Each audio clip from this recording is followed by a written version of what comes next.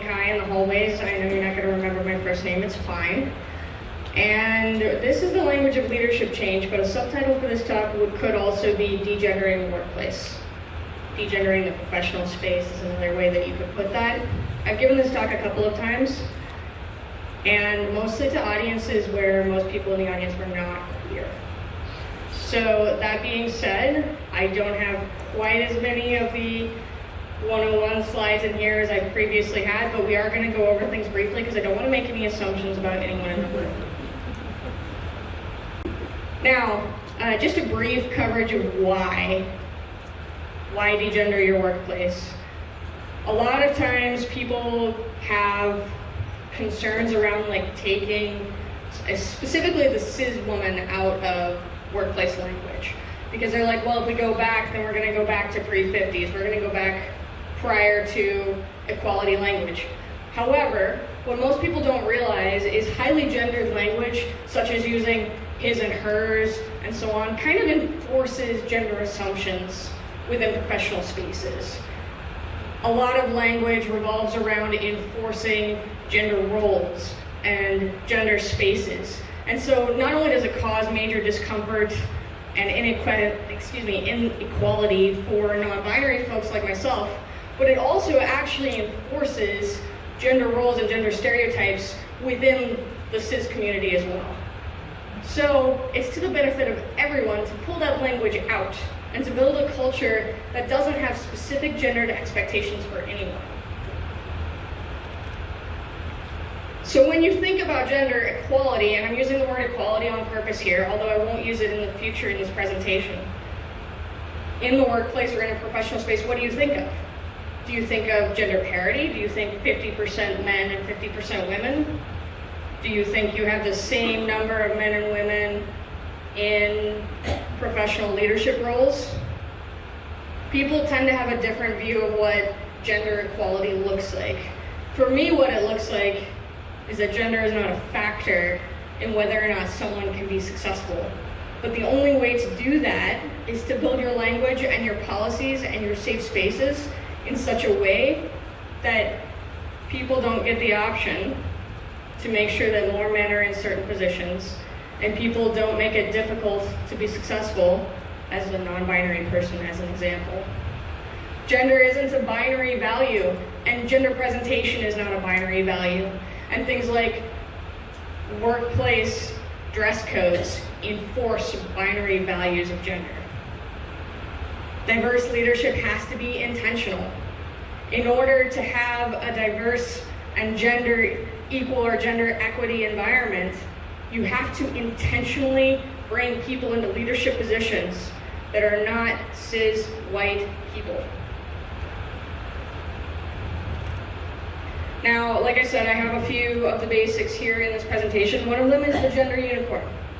The gender unicorn is a really good graphic for those of you who aren't familiar with the non-binariness of gender, to basically go over the understanding that gender identity and gender expression and assigned gender are not the same, and also that they kind of, a spectrum's not really the right word for it, but they occur across more than just I look like a man or I look like a woman, I was assigned man or woman at birth, or boy at birth, who I'm attracted to, etc.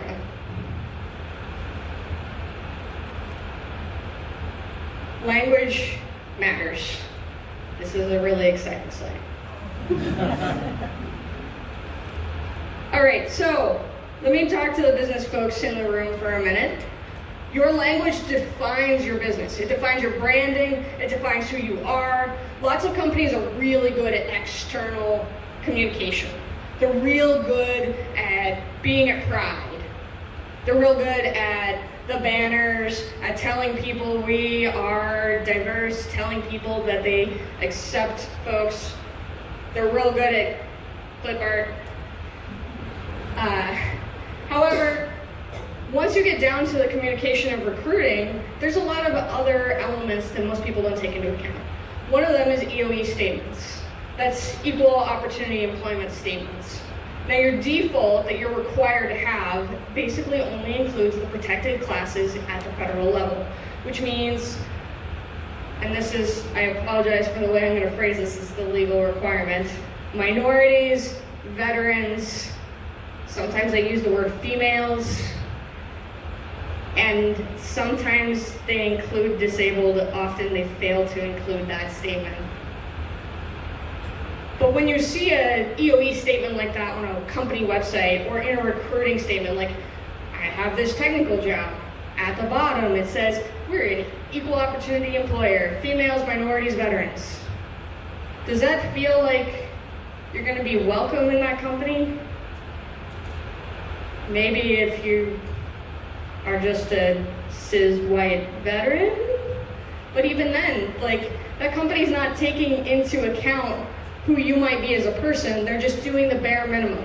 And so that's why consideration of your communication and like your optics, internally as well as externally, matters, because you literally are setting the culture for your company or your professional environment, your academic environment, whoever you are.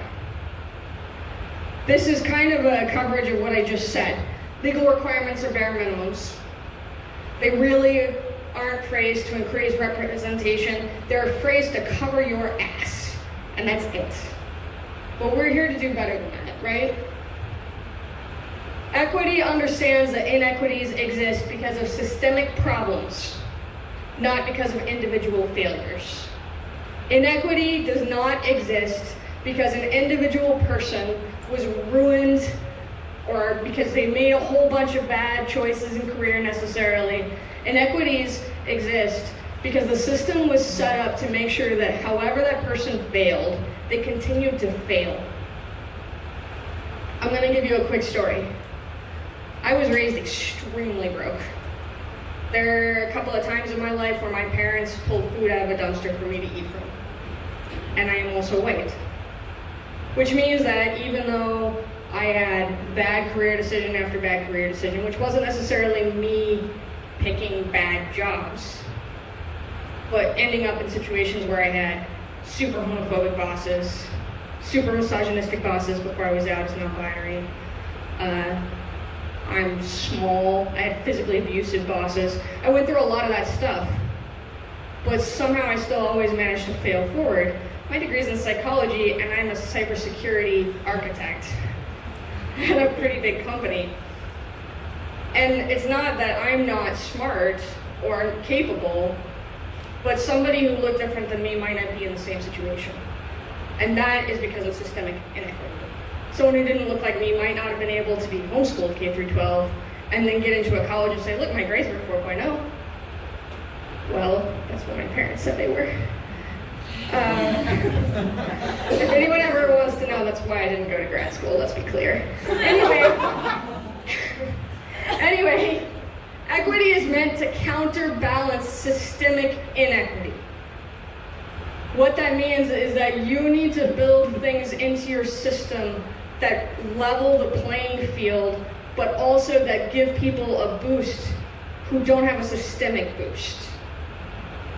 Now, normally companies do something like, well, we made this job rec available to everyone, but did you go recruit in places where people who have systemic inequity would see you and would know that you're looking for them? So that's why we're here. That's why we're here. That's why we have like recs that are specific to this environment and this location. But if companies don't make those specific efforts to balance out the inequity, then they will still get the same people over and over. I like telling stories, so I'm going to tell one about a vendor I'm not working with anymore. I won't tell you who they are though, because that would be rude. I was once sitting at a vendor lunch with this vendor, and I was talking about systemic inequity because that's what I do at lunch.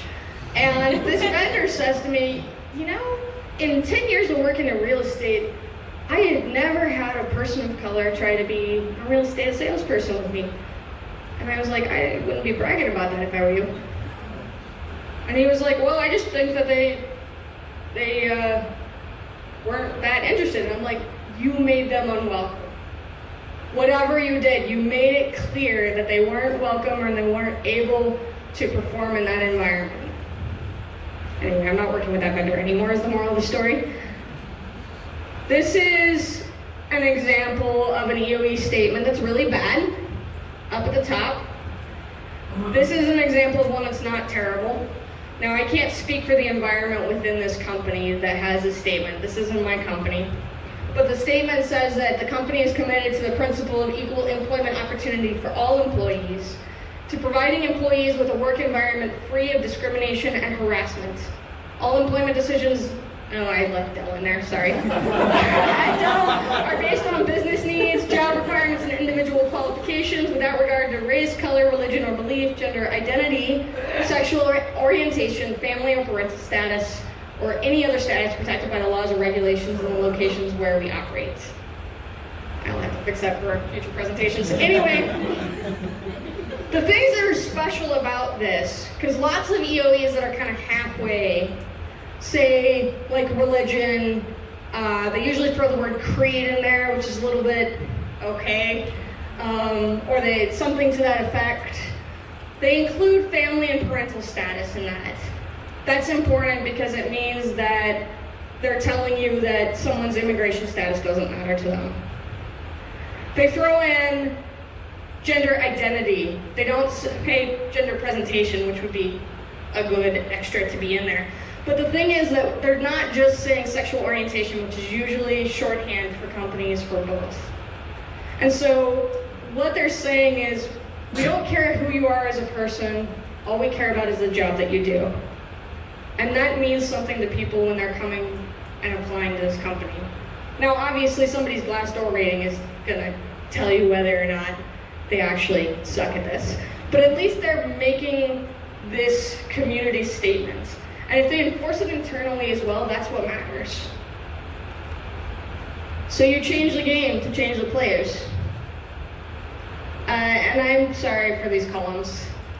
Yeah, okay. Anyway, so let's start with your internal communications, your handbooks. What does your employee handbook say? Does it have a dress code? First of all, scrap it. Seriously, you do not need a dress code. You are hiring adults. If you're hiring adults, adults know how to dress themselves. They're not going to show up in lingerie, and even if they did, that's a different conversation. If you absolutely have to have a dress code, your dress code should have 0% gender. It should say dress in business casual, dress with closed-toed shoes. Whatever it is that you have to say for a safety purpose, don't wear loose clothing because you're working in a factory environment. Whatever you need to say about that space should have 0% gendered language. You should never have a workbook state that someone should wear their hair a certain way. If they need to cover their hair, if it's longer than the tops of their ears because of food regulations, you can say, "Thou shalt wear a hairnet." But other than that, you should absolutely never dictate how someone wears their hair.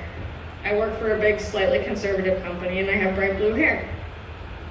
They think I work on a different floor than I do, but that's another story. Change all the language in your handbooks and all of your communications so it doesn't say his and hers. That's not as inclusive as you think it is. Change it to say they, change it to say employee, change it to say His Majesty's subjects, whatever you need to change it to say, but make sure that the language in there does not indicate a specific gender. The same thing should go for any role statements. Take the word man out of your role statements. Don't say foreman. Change the title entirely. You could say workshop lead, warehouse lead, whatever, but it shouldn't say foreman. A lot of times we don't think about what the language indicates. Go to your policies. Your leave policies shouldn't be motherhood leave. They should be family leave, parental leave. Better yet, change your parental leave to be family leave, literally just family leave, so that if someone has to leave for some other family emergency, or they need to leave because they're transitioning, or something like that, they have the capacity to use that time. Do not make it so that someone who is not capable of carrying a child is unable to take advantage of that leave and then treat it like it's an overall benefit. I already said eliminate dress codes, use non-gendered language, avoid mandatory social events. Now you might not think that this has an impact, but people who are raising kids, people who are single parents, people who have school at night, people who have social anxiety, people who have mental health stuff and can literally clock in and clock out and cannot deal with coworkers outside of those times. All of those situations and more mean that mandatory social events are a potential nightmare. If a person's not all the way out at work and they don't feel safe at work, going to a social event where they're going to be misgendered even more is a nightmare. So take those out of the equation. No mandatory social events. Don't assume people drink. So if you have mandatory social events or implied mandatory social events, don't have them at a bar. Allow chosen names in your systems, in your Workday or your PeopleSoft or however it is that you're managing people. People need to be able to choose a name. People do this all the time.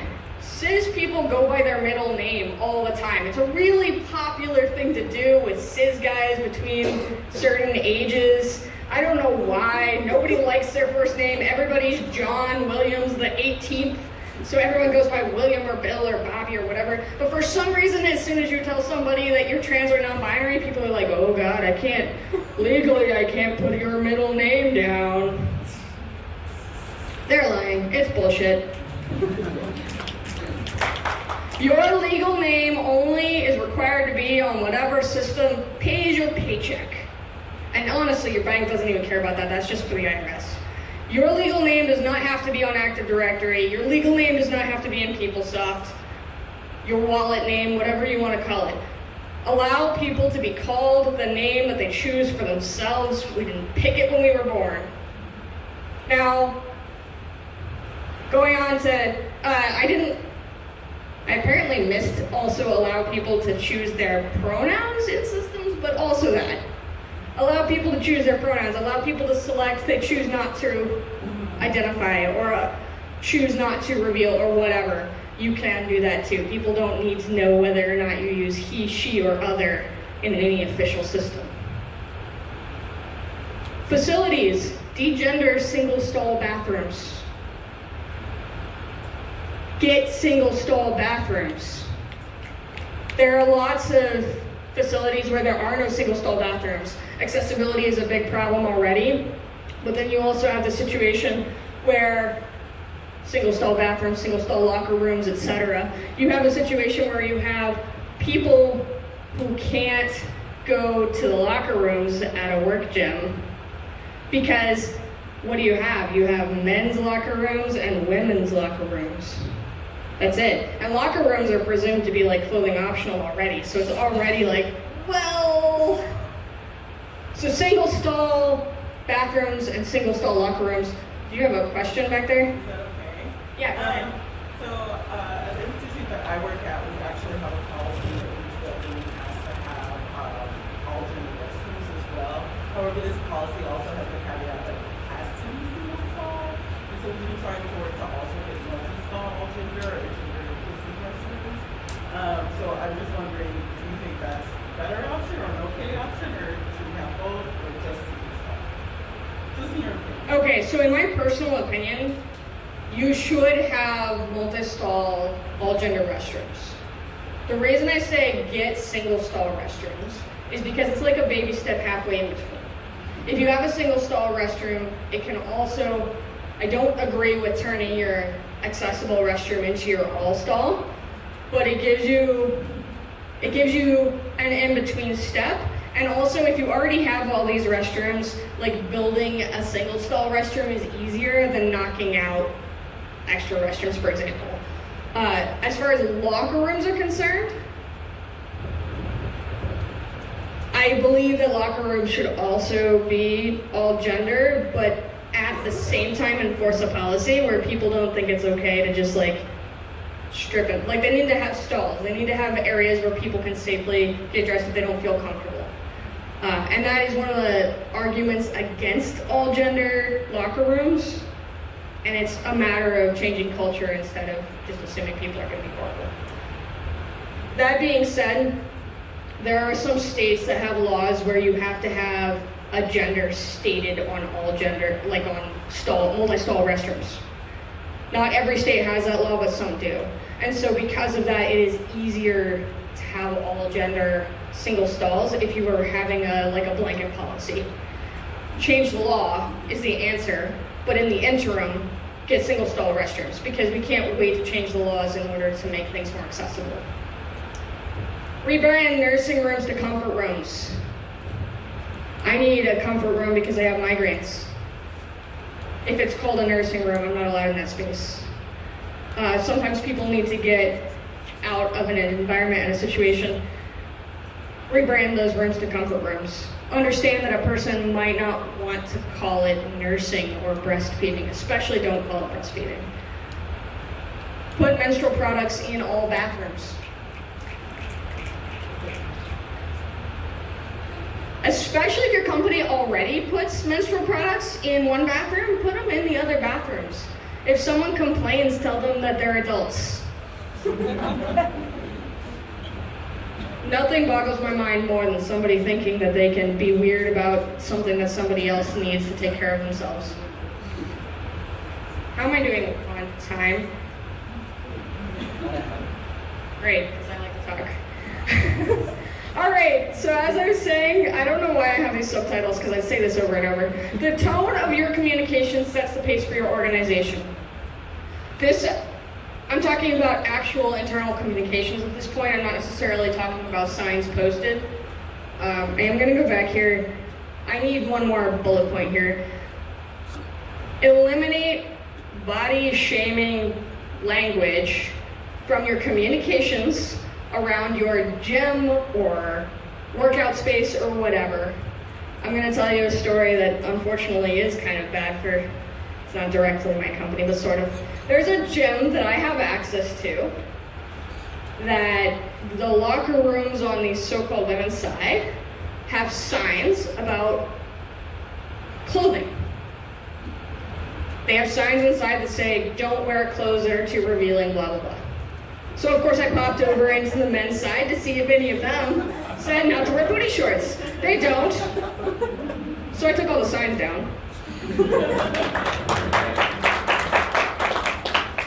The moral of the story is twofold. One of them is that having a bunch of signage around about your gym that's body shaming is fat shaming.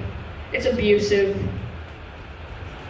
There is no evidence to show that those kinds of programs in workplaces actually help employees get more fit. It just makes them feel more miserable. In addition to that, there is no reason for you to have language that tells one group of people that they don't know how to cover their bodies and another group of people doesn't need to worry about covering their bodies. You need to have the same policy regardless of the body you're talking about. Now, this is a lot of rants. The tone of your communication will set the pace for your organization. Let me give you some examples. I also am a tech person, so this is a pun. Excel and be excellent. Thank you. All right, so the thing about it is that a lot of times we have a lot of problems with communication, especially over email, right? One of those problems is that people make an assumption based on who they're talking to.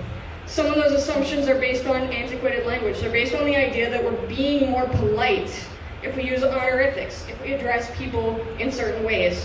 But it's not actually less polite to address them in ways that don't misgender them. Weird. For example, unless someone explicitly tells you otherwise, don't use honorifics. Don't say ma'am, don't say sir, don't say lady, don't say ladies, don't say guys. Don't use those phrases. Please and thank you and hello name here. Those are completely legitimate and polite ways to address a group or a person. Do not make assumptions about the gender of your clients, of your applicants, of your employees. If they don't say, these are my pronouns, do not use pronouns for them. Use the name people sign their emails with to refer to them. Do that if they say, my name is Bob. Do that if they say, my name is Shaketh. Do that if they say, my name is Kai. That's mine, remember. I don't sign my business emails that way, by the way, because I don't want coworkers to refer to me as Kai, because then I don't know who's talking to me in the hallway. So, anyway, encourage your employees to include their pronouns in their signature, regardless of whether they are cis. In fact, especially if they are cis, because it helps other people get used to checking. And if they complain about it, you have two approaches you can take. You can take a soft and gentle approach, which I guess you could do the first time. And that is, listen, there are a lot of people in the world who are named Jack or Charlie or Lindsay or Leslie or et cetera, et cetera. We're a global company. We have people all over the world. You don't know that just because a person's name ends in an A, that that person is using a certain set of pronouns. This is to be aware. That's the soft approach. You can also tell them to suck it up because they're adults and they need to respect other adults. Now, I have opinions about this, obviously. Use language that's inclusive in meetings. Train your management and your people who will be leading meetings to say folks, or people, or everyone, instead of you guys and ladies. That language is also helpful because a lot of companies get really weird around the way that they treat interns and contractors and temporary employees of all types. And they do a lot of microaggressive language that would be vastly improved if they were already taught to use words like folks and everyone instead of employees or specifically you guys, etc. Respect and believe what a person tells you they are. That's a communication thing. No matter where you're sitting at a desk, whether you're sitting in front of a manager, you're talking to a group of people, whatever, when someone tells you who they are, your entire job as an adult is to believe them. They're not going to lie to you. Give space for people to exist outside your expectations. This goes back to like the handbook and the internal policies. Your internal policies, the more narrowly defined they are, the more narrowly defined the boxes that people are allowed to exist within are. So you have to take down the walls. Make space for everyone to talk. When you're in meetings, again, this is a training thing. When you're in meetings, make sure everyone gets a chance to say something. If someone doesn't speak up, ask them if they have something to say. Ask them by name. Wait for a person to gender themselves before you gender them. Use the pronouns that they give you. You can ask, what pronouns do you use? Don't say, what gender are you? For fuck's sake, don't say, what gender are you? Most importantly, stay up to date on socially appropriate language. If you learned a term a long time ago, make sure it's okay to continue using that term. Do not use a term of identity for someone unless they use the term of identity for themselves, and then make sure it's okay for you to use that term. I refer to myself as queer. I'm also non-binary. I'm also genderqueer. I once had a conversation with a person who, again, is not a coworker anymore, for various reasons. And I refer to myself as queer, and she was a cis het person and got very upset with me. She was like, well, queer is a slur, and I'm like, it's my identity. That's the word I use for myself. It is the appropriate word to use. Do not make assumptions either direction. If somebody uses a word for themselves,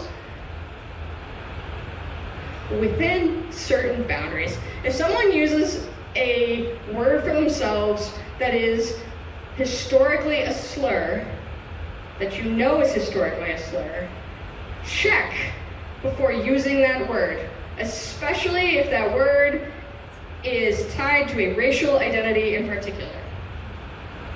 That's my clarification. Get back over, I'm calling people words. All right, I apologize for this graphic. I know it's a little bit hard to see. This subtitle here says, "One person is not diversity." I know I'm literally preaching to the choir here. However, one person does not solve the problem.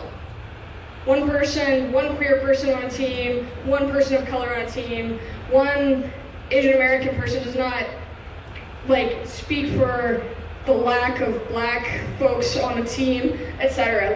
You can't solve diversity with one human, which is why you can't just go out and hire a person and be like, we're done. You have to change the culture within your community, your company, your professional space, your academic space, so that future hires also come in who are not just cis-het ally white people, and also so that people who are currently working within the company who are from diverse identities have better opportunities to succeed within the company.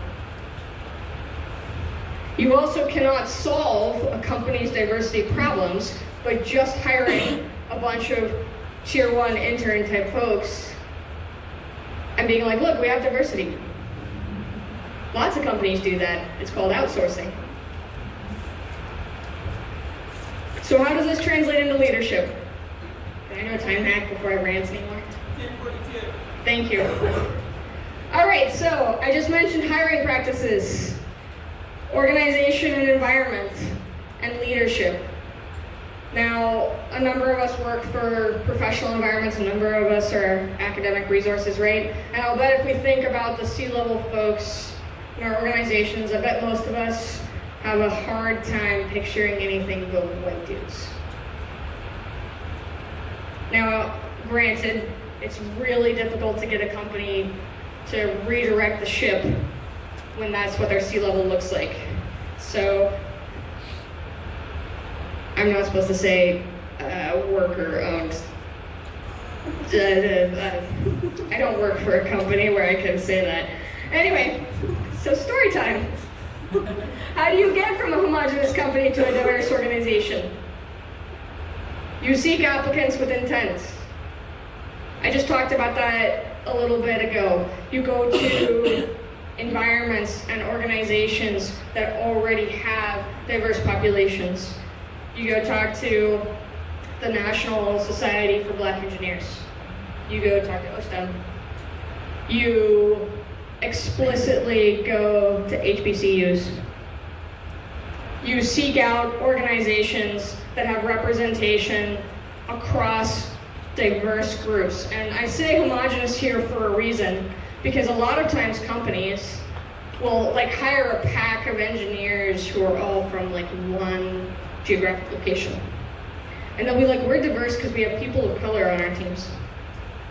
You have this one homogeneous team who is a group of people of color, and they don't interact with anyone else, and every other team is still a bunch of cis white folks, right?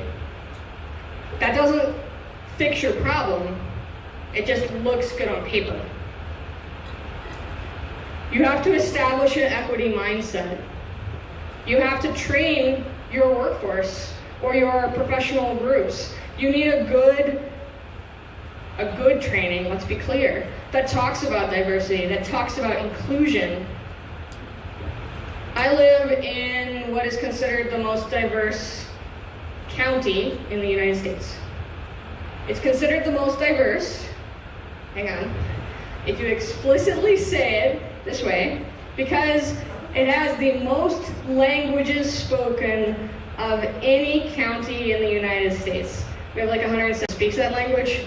I think it's more like 2 or 3, but that's not the point. The point is, you have this county that's considered the most diverse, but it's still 60% white. Because inclusion isn't counted against the numbers when you're talking about diversity, when you're talking about that buzzword. Diverse leadership, inclusive leadership is intentional. So if you're in a hiring role, if you're in a role to make decisions, you need to look specifically for people that don't look like you. Or more importantly, that don't look like all your leadership team. Unless your leadership team is all queer people of color, in which case, ignore me. Success depends on all of us, though. First of all, we have to make intentional change. We have to make language choices and hiring choices with the intent to improve diversity. Specifically, I'm going to say this over and over. You have to be intentional. Inclusion does not happen accidentally. We have spent so much time in the history, especially of this nation, preventing inclusion, destroying inclusion. It does not reverse accidentally. The only way that we get inclusive teams is with intention. Degender your language and use neutral terms or discard the terms entirely. A lot of times people, including my own parents, will say stuff like, but what do? I can't just say your name over and over again because I can't remember your pronouns. And I'm like, yes, you can! You know why there are pronouns to replace your name. Your personal noun is your name. So if someone says, I can't, just be like, just use my name a lot. And when you get frustrated with your own use of my name a lot, because you're going to be more frustrated than I am, I like my name, it's mine. Then you'll learn to use the pronoun properly instead. Make it easy on the people that you're trying to bring in. It is the organization's responsibility to make space, not the individuals. That doesn't mean that it's not individuals' responsibility to make space for each other. It doesn't mean that people shouldn't work on their own teams, educate where they can. But overall, it is the organization's responsibility. It's the organization that looks bad when they don't have inclusive policies, when they don't bring in talent across a diverse schema. It's the organization who misses out because they have clearly decided to only bring in people who meet the status quo. Create style guides and templates to encourage employees to use appropriate language. Lots of companies have style guides for their emails. They have default templates. A lot of times they have those for documentation, for guidelines, for technical docs, etc. Most companies have some kind of style guide forms. Now they may not have been professionally accomplished. They may have been. They're probably outdated. If they don't exist, create them and make sure they're not outdated. If they do exist, update them. And then distribute them. Because a lot of times, some of the problems that happen internally are because somebody pops up an email to 8 million people that they shouldn't have popped off, but they especially should have had it checked first against the template. Make sure that happens. Make acceptance your policy. Most companies' default policy is denial. Their default policy is to say no. Don't do that. Say no to no. The culture of your organization should fit within the culture of diversity and creativity. Avoid using words like culture fit when hiring people, because culture fit is a dog whistle term. It means you have mostly white people. It means that in an interview with 13 people sitting around a table looking at me, they're going to ask me if I have a sense of humor.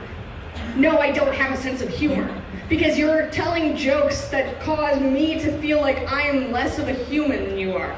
Or you wouldn't have asked me if I have a sense of humor, because nobody asks if someone has a sense of humor while they're telling cute dad jokes. Nobody asks if you have a sense of humor while they're telling jokes about, like, chemicals meeting each other under the sea, you know? They ask if you have a sense of humor because they're about to tell a horrible joke about how you probably can't drive or you're probably late, or are you that kind of queer who can't sit straight in a chair? That's not your joke to tell, friends. So take the word culture fit out of your language, because it doesn't mean what you think it means to the people you're trying to bring in. Or maybe it does and you're doing it on purpose. Stop it. Oh, I guess I ran out of rants. Does anyone have any questions? I think we have a couple minutes. So I go to school in Houston, South Carolina, and I used to be an RA, so I oversaw residents, and there are people who oversaw me and people who oversee them and everything. And one day, the graduate student who was in charge of RA sent out an email to everyone in the building, including residents, that said, we've been having problems with people using the wrong bathroom. Make sure you use the bathroom that you're supposed to use, and like male-female kind of thing. And I sent an email back. I was like, I appreciate what you're trying to do, but this is really like not inclusive of non-binary and trans folks in this building, and being like probably one of the only queer RAs on the entire team, I wanted to speak up for everyone. And he just sent me an email back like, I get it, but that's the policy. And that was that. And I just didn't even know where to start. Okay, thank you. Let me just say right here, I recognize I might be preaching to the choir, but you should not have a policy about who's allowed to use the bathroom. Should not be a policy, okay? Let me just tell you right now, if it's in your head, and if it is, we'll have a chat, a deep chat outside. People do not use the wrong bathroom. People just want to pee. Sexual harassment that happens in bathrooms almost always happens within the same gender. Sexual harassment that happens in bathrooms is fairly minimal anyway, but the exception to this is usually a cis guy following someone into the bathroom, and a policy won't stop that. What will stop that is making sure that harassment is not allowed on ungendered terms.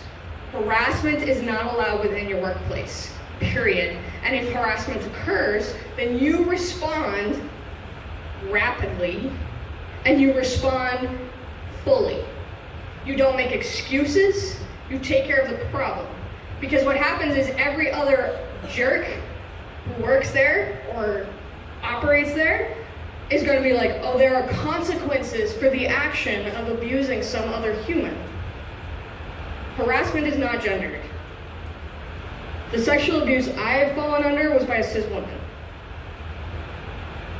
And it's important for you to know that bathrooms are for using the bathroom. And sometimes for crying. But that's why comfort rooms need to be non-gendered. Does anyone else have a question? Yeah, I just pointed for like RAs, because I was an RA and I was the only queer one. We have a policy that you are allowed to use the bathroom of your gender identity, which like is still problematic because the bathrooms are gendered, but it's better. But anyway, my question was about parental leave. Mm-hmm. I find in so many companies, maternity leave is 6 to 8 weeks, and paternity leave, if they have it, is only 2 weeks. Do you find that companies that employ family leave or parental leave, it's the same, like the same length of time for whoever? I'm going to answer this in a non-US way. Okay. There are a number of countries where, here's an example, I believe Germany's policy specifically is that you get a total of, you're never going to get 2 years, but you get a total of 2 years between the two parents, and they have to divide them up basically. So like, one parent may take the first year and the second parent may take the second year, because they understand that children need someone to be available, and they also understand the high cost of needing childcare, and that not everyone has parents or extended family or something else who can take care of the child during that 2-year period. And so in order to offset that, they give 2 years of leave split between the two. So there are 2 things I have to say about that policy.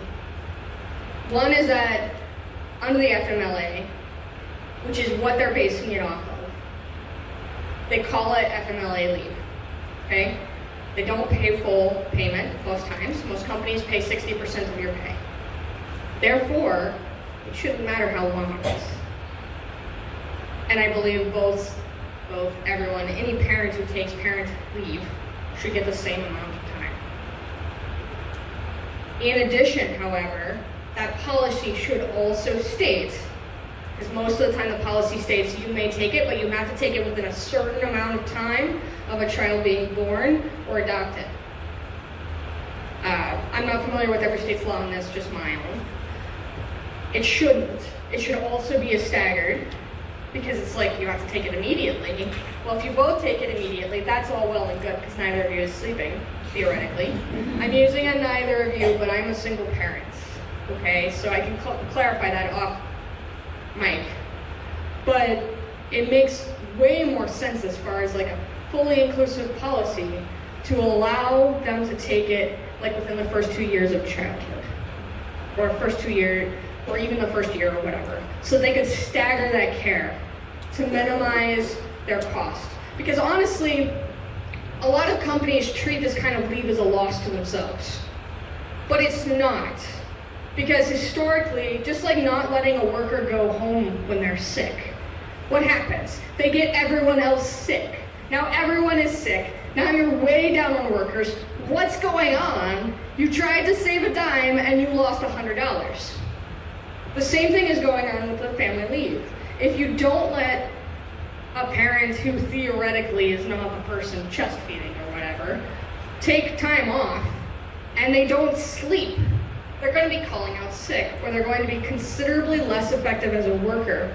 And it's bad for their mental health. It's bad for their overall relationship with the company.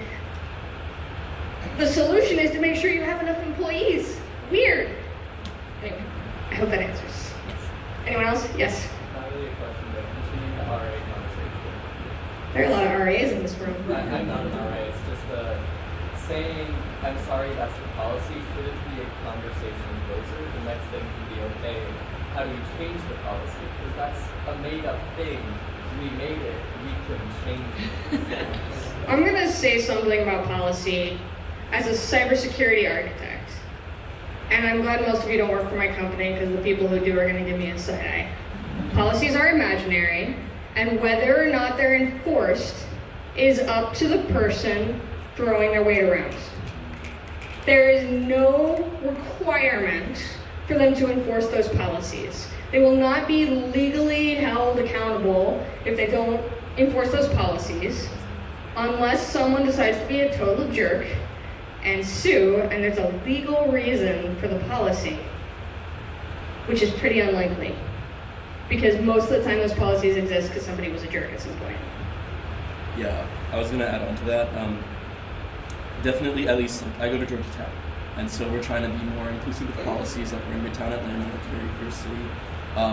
But like all of those policies are up to the Board of Regents, which is appointed by the governor of the state. And if you know anything about the governor of Georgia, so yeah, I would definitely agree with whoever's actually enforcing it, because at least at Georgia Tech, like housing is very queer there. I don't know, queer people just love to be in the Department of Housing. So like we just all sort of like turn a blind eye to that policy. Like we just, like if everything's okay, we just sort of let it go. Like everyone's fine.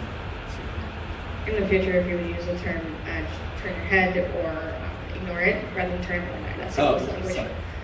Anyway, I agree with you. Like I just said, it's on the person enforcing it. Because, as an example, everybody's heard jokes about the weird old laws that exist on the books in like every state. Like there are states where it's illegal to mow your lawn in your boxers. No one enforces those laws unless they can use it to hurt someone who's a person of color in a random situation. Okay? It's on the enforcer. If a policy is bad, don't enforce it.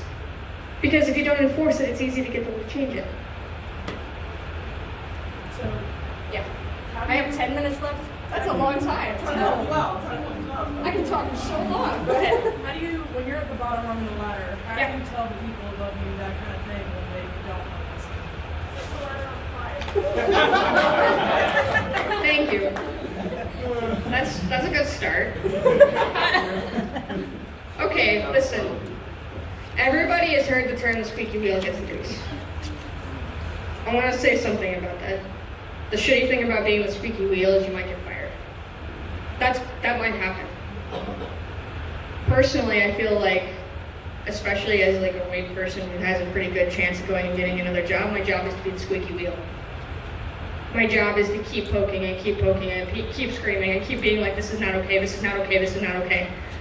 Because, okay, maybe they fire me.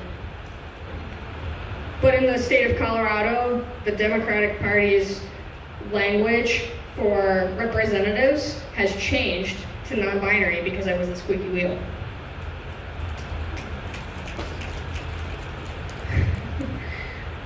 I can't take credit for being here. My squeaky wheel was probably not causing that. Actually, Kevin's the reason. But squeaky wheels get attention. There's a reason that forming unions works. There's a reason that boycotts work.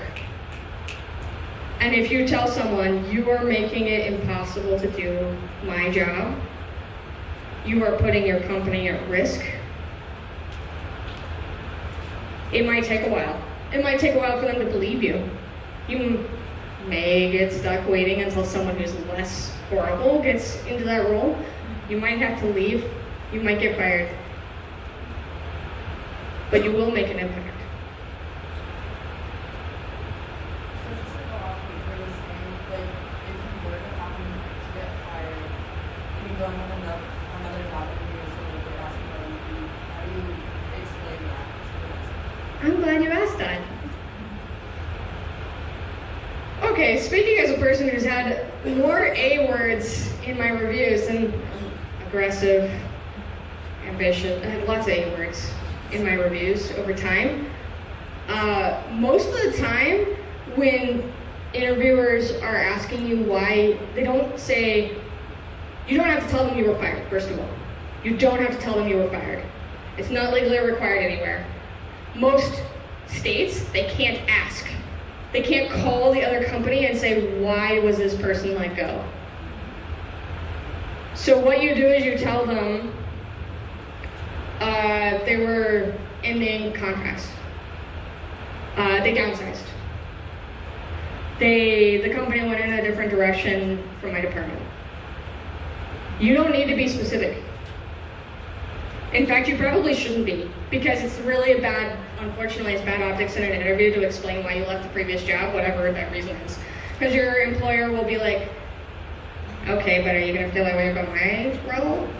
Like, speaking as someone who interviews people a lot, and also likes to talk too much about myself, I usually find that it just isn't good optics to spend a long time talking about what you don't like, or talking about problems in interviews. So that being said, it's just good overall not to tell people why you left a previous company for real. Like, you're not lying, but even if you were lying, it's okay to lie in this situation.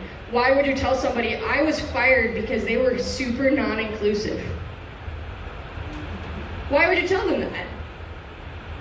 They're just flat out not gonna hire you because they're gonna be like, well, you're a squeaky wheel, but they won't tell you why, so then you won't have any recompense for that. So I hope that helps. I have 5 more minutes, so maybe 2 more questions or one if it's a long one. Anybody?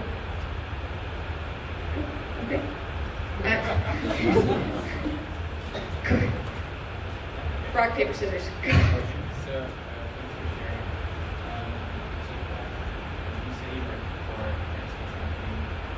Oh, I didn't actually. I said I work for Arrow, which I can understand why it would sound like I was saying aerospace. Arrow, like a pointy thing that you point and shoot. Yep. So, I mean, working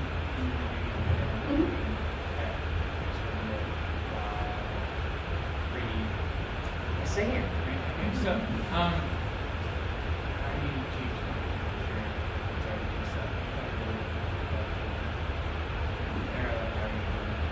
So, I regret to say that, unfortunately, so I was in DoD before I was at Arrow. Before that, I worked other super conservative companies. In my experience, a lot of times, changing the culture has involved having to have individualized conversations. When I worked at worked in DoD. Previously, I worked with a lot of ex-Air Force. They use a lot of slanderous, horrible slang all the time, just like in a regular language. It was before I was out as non-binary, so I was just kind of queer. I have the fortune that I live in Colorado, so my identity is protected on multiple layers. And the way that my behavior has always worked at work is once they protected an element of my identity, then I would come out as that element so that I could be like, yeah, I'm safe now, sort of. Anyway, individualized conversations, it usually involves like,